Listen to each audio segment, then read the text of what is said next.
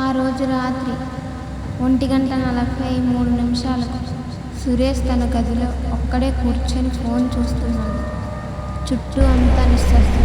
Fan శబ్దం మాత్రమే వినిపిస్తుంది. అప్పుడే టక్ టక్ టక్ టక్ అని తలుపు నెమ్మదిగా ఎవరో తట్టినట్టు అనిపించింది. సురేష్ ఒక్కసారిగా షాక్ అయ్యాడు. ఈ టైంలో ఎవరు వస్తారు అని అనుమానం వచ్చింది. ఎవరు అని అడిగాడు. సమాధానం లేదు. కొన్ని సెకండ్ల తర్వాత మళ్ళీ టక్ టక్.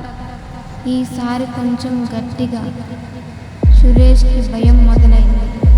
కానీ ధైర్యం చేసి తలుపుల దగ్గరకు వెళ్ళాడు.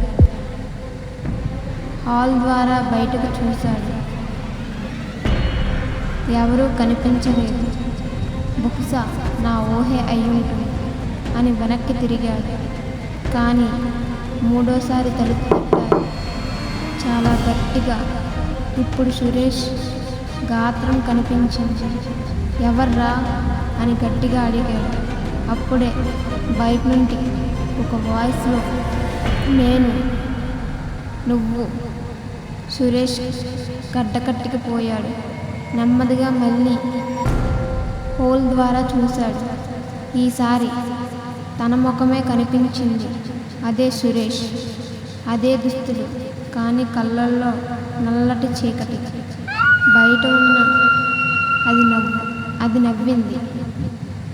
తలుపు తెరువు, నేను లోపలికి రావాలి. సురేష్ భయంతో వెనక్కి వెళ్ళాడు. కానీ అప్పుడే తలుపు తానే తెరుచుకుంది.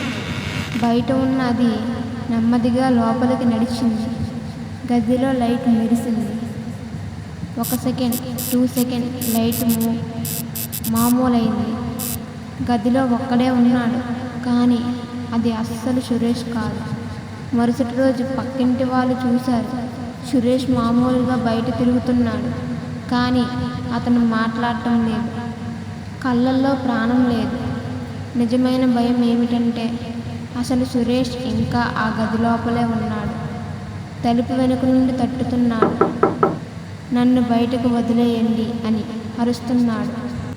పార్ట్ 2 కోసం లైక్ చేసుకోండి, షేర్ చేసుకోండి, సబ్స్క్రైబ్ చేసుకోండి.